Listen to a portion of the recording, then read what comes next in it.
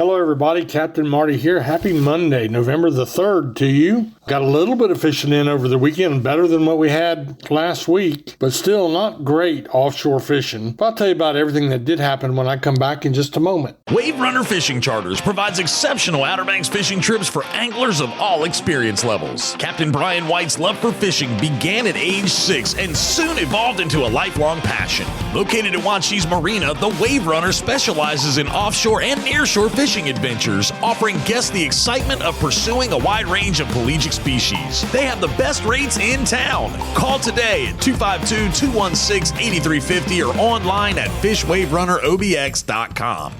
Surrounded by water, Currituck and the people of the Outer Banks have been shaped and defined by its rich and coastal maritime history. The Currituck Maritime Museum tells the story of Currituck's boat-building forefathers, their remarkable craft, and the legacy they left behind on how to live life and thrive on the waters of the Outer Banks. Discover the Maritime Museum in historic Corolla Park, across the street from the Currituck Beach Lighthouse, and visit us online at currituckmaritimemuseum.com. Be a part of the local history at the Currituck Maritime Museum. One thing I love is honesty in a fishing report. I don't like the Chamber of Commerce reports that so many people do, and I don't like the reports that say there was tuna, bluefish, and no, let me do something different. There was sea mullet, spot, and bluefish. Okay, one of each or 1,000 of each? I don't know. It's a little bit hard to figure out, but I do love honesty. And one of the marinas in Hatteras yesterday evening, when they were talking about their offshore fishing, said fishing was terrible. And I'm like, okay, good. At least we know it was terrible. What was terrible for them was a few king mackerel, a few mahi or dolphin, and then plan B was triggerfish and beeline or snappers on the bottom. As always, they scrapped and scrapped and scrapped. It was the same thing up for the Oregon Inlet Fleet Saturday. Really slow fishing.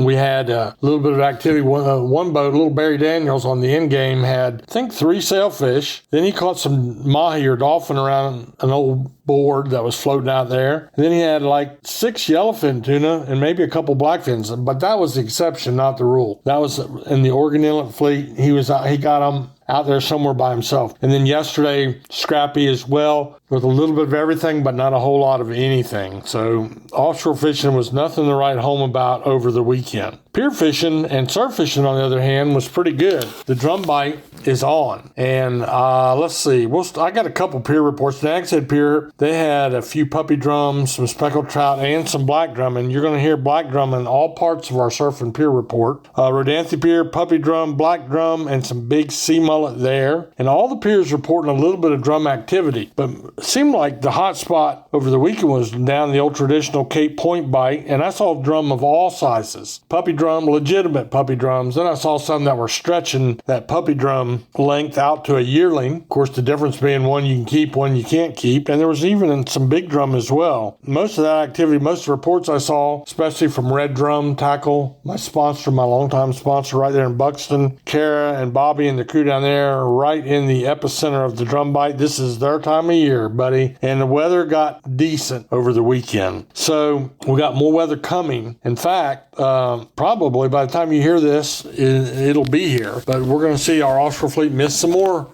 time as they wait for something to happen and the weather to calm back down, and hopefully things will pick up. We have not had a fall yellowfin tuna bite. I built a business around that in my days in the Oregon Inlet Fleet, but last year the yellowfins really didn't show up till after the first of the year, and then our fleet was taken off after the bluefin tuna. So it's kind of a better report than we left you with on Friday, but still not as good, especially offshore, as what we are hoping for and what we normally see this time of year. So why don't we take a little break right here for a nice word from our sponsor, and I'll come back and talk to you about the backcountry. Insurance is complicated, but it really doesn't have to be. Dare County Farm Bureau has been serving the Outer Banks for over 60 years. What you will find at Dare County Farm Bureau is an insurance agent relationship with Mark Tillett, June Jordan, Joel Gretsch, Jeremy Tillett, Ryan Mills, and myself, Clint Godwin. Give us a call today at 252-473-2119 or try us online at ncfb.com. At Dare County Farm Bureau, we're always here for our friends and neighbors. Helping you is what we do best.